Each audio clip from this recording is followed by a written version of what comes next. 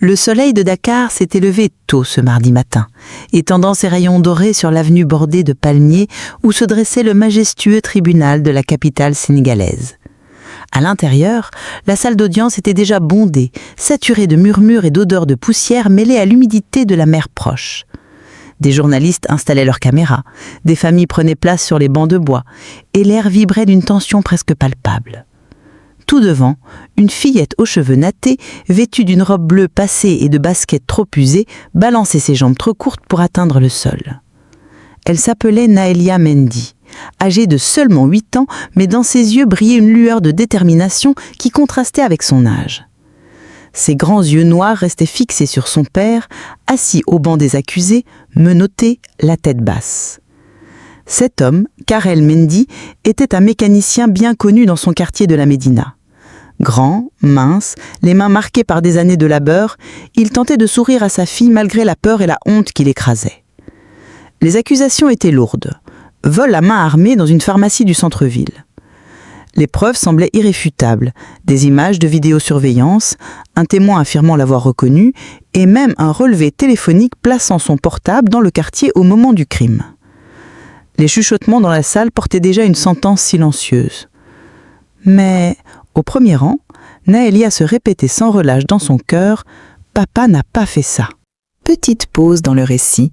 Depuis quel pays regardez-vous cette vidéo ? Dites-le nous en commentaire. Et si vous souhaitez me motiver à raconter plus d'histoires captivantes, aimez la vidéo et abonnez-vous. Allez, on reprend l'histoire. Quand le silence tomba soudain, toutes les têtes se tournèrent vers l'entrée. Le juge Hector Ngaï fit son apparition, se déplaçant avec son fauteuil roulant. Âgé de 52 ans, respecté dans tout le pays pour sa rigueur et son intégrité, il incarnait la droiture même. Un grave accident de voiture, survenu 15 ans plus tôt, l'avait cloué au fauteuil. Mais jamais il n'avait cessé de servir la justice. Sa voix grave résonna lorsqu'il ouvrit le dossier. Le tribunal de Dakar examine l'affaire opposant l'État du Sénégal à M. Karel Mendy. Un silence pesant s'abattit sur la salle. Le juge reprit. « Monsieur Mendy, le jury vous a reconnu coupable de vol à main armée. Avant de prononcer la sentence, avez-vous quelque chose à dire ?» Karel se leva lentement, les menottes tintant dans le silence. « Votre honneur, je jure sur la vie de ma fille que je n'ai jamais commis ce crime. J'étais à la maison avec elle. Elle est tout ce que j'ai au monde. » Hector Ngaï resta impassible. « Les preuves disent le contraire, monsieur Mendy. » Soudain, une voix claire, presque cristalline, fendit le silence. « Attendez !» Tous les regards se tournèrent. Naelia s'était levée et avançait d'un pas décidé vers le juge. L'avocat de la défense tenta de l'arrêter, mais la petite fut plus rapide. Elle s'arrêta juste devant le juge, le regard fixé droit dans ses yeux. « Je m'appelle Naelia Mendy. Cet homme-là, c'est mon père, et il n'a rien fait de mal. Si vous le libérez, je vous ferai remarcher. » Un éclat de rire parcourut la salle. Certains spectateurs trouvèrent la scène attendrissante, d'autres se moquèrent, persuadés qu'il ne s'agissait que d'un caprice d'enfant. Même le procureur afficha un sourire ironique, mais le juge, lui, ne riait pas. Il fixait cette fillette au courage désarmant, une intensité étrange dans le regard. Puis, l'inattendu se produisit.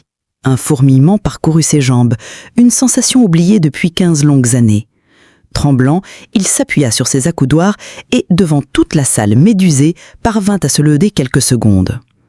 Un silence de plomb tomba, brisé seulement par le battement de son cœur dans ses tempes. Sous le choc, il déclara « L'audience est suspendue jusqu'à demain. » Cette nuit-là, le juge Ndiaye ne trouva pas le sommeil. Cet enfant avait éveillé quelque chose en lui. Et si elle disait vrai sur son père ? Le lendemain, contre toutes ses habitudes, il se rendit dans le foyer communautaire où vivait la fillette. Naelia l'attendait. « Je savais que vous viendriez », dit-elle simplement. Elle le mena dans le coin exigu de la chambre qu'elle partageait avec d'autres enfants. Sous son matelas, elle sortit une clé USB. « Avant de mourir, ma maman avait caché une caméra dans notre appartement. Elle avait peur de certains voisins dangereux. Le jour où l'on accuse papa, il était avec moi à la maison. Tout est enregistré ici. » Le juge prit la clé d'une main tremblante. De retour chez lui, il visionna la vidéo. à l'heure même du crime, car elle était là, préparant le repas et aidant sa fille à réciter ses leçons. Un murmure échappa au magistrat. « Mon Dieu, cet homme est innocent !» Le juge Hector Ndiaye passa la matinée enfermé dans son bureau du tribunal de Dakar. La clé USB fournie par Naëlia tournait en boucle dans son esprit. Les images de Karel, préparant le dîner et aidant sa fille à réciter ses leçons, étaient irréfutables. Mais comment les faire accepter face au rapport officiel ? Il retourna voir Naëlia au foyer de la Médina. La fillette l'attendait avec son énergie étonnante. « Venez, juge, on doit chercher d'autres erreurs », dit-elle. Elle sortit un cahier d'écolière et traça des colonnes pour organiser les preuves. Ensemble, ils relurent chaque rapport. C'est Naëlia qui pointa une incohérence frappante. Ce rapport du policier Gomis est daté avant l'arrivée officielle des pièces à conviction.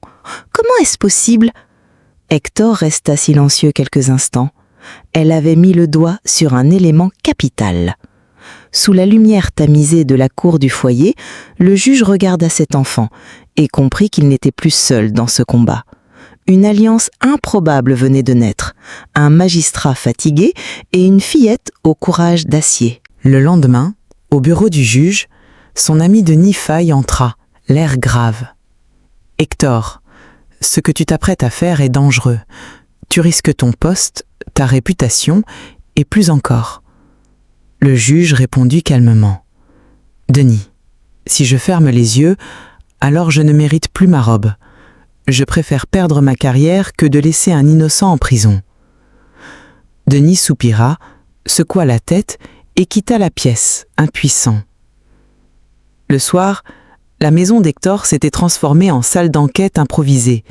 Les dossiers couvraient la table et Naëlia découpait des papiers colorés pour classer les incohérences.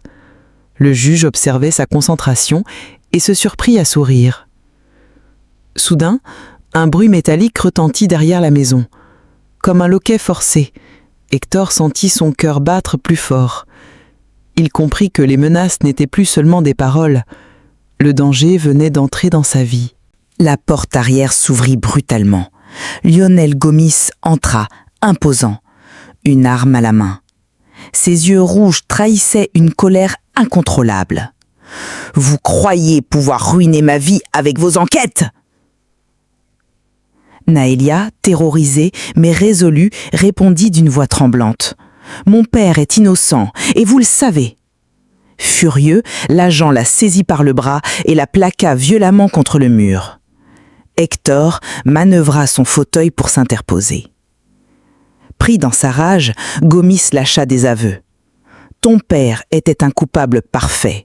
On avait besoin de clore l'affaire. C'était facile de le faire tomber. » Avant qu'il ne puisse appuyer sur la détente, des sirènes hurlèrent dans la rue.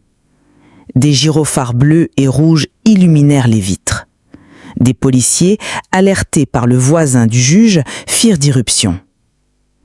Ils désarmèrent Gomis et le menottèrent. Naëlia se précipita dans les bras du juge, encore tremblante.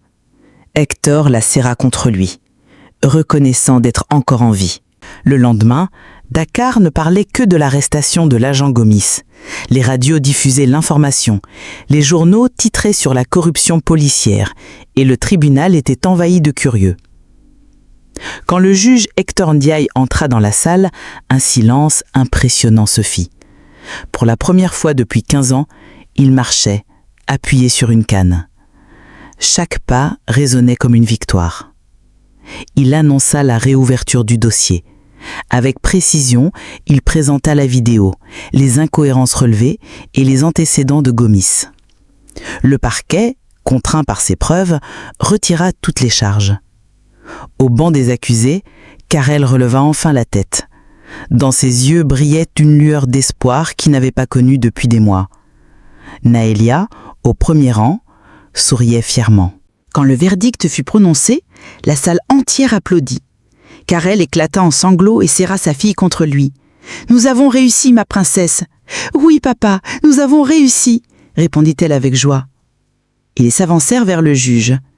Naëlia fixa Hector avec sérieux. « Vous marchez ?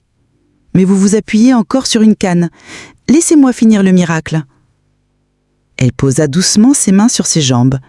Hector inspira, lâcha sa canne et devant une salle médusée, se tint debout sans aucun appui.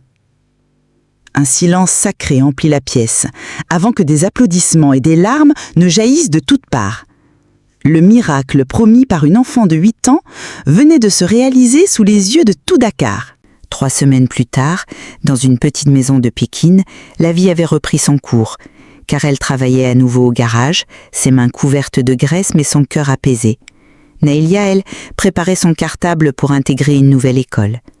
Un après-midi, le juge Ndiaye leur rendit visite. Il portait un bouquet de fleurs fraîches. « Ces fleurs sont pour la tombe de ta maman », dit-il avec douceur. « Elle avait pressenti la vérité et laissé une preuve qui a sauvé ton père. » Naïlia sourit timidement. « Ma maman aurait été fière de vous. » En repartant, Hector jeta un regard vers le tribunal de Dakar. Dans son esprit résonnaient encore ces mots qui avaient tout changé. « Libérez mon père et je vous ferai marcher. » Ce jour-là, il comprit que la justice ne vit pas seulement dans les lois, mais dans le courage et la vérité. Leçon de vie. Cette histoire nous rappelle que la justice et la vérité ne se trouvent pas toujours dans les preuves officielles, mais parfois dans le courage d'une voix innocente. Une fillette de 8 ans, avec sa foi et sa détermination, a eu la force de défier un système entier pour sauver son père. Elle nous enseigne que même les plus petits peuvent accomplir de grandes choses quand ils osent croire en ce qui est juste. Elle nous montre aussi qu'un homme, même brisé par la vie comme le juge Ndiaye, peut retrouver sa dignité et son humanité grâce à la confiance et à l'espoir d'un enfant. La véritable justice ne réside pas seulement dans les lois écrites, mais dans la capacité d'oser dire non à l'injustice, même si l'on est seul. Parfois, un simple acte de courage suffit à transformer une vie, une famille et même une société entière. La morale, peu importe ton âge, ton statut ou ta condition, si tu crois en la vérité et que tu te bats pour elle, tu as le pouvoir de changer le destin.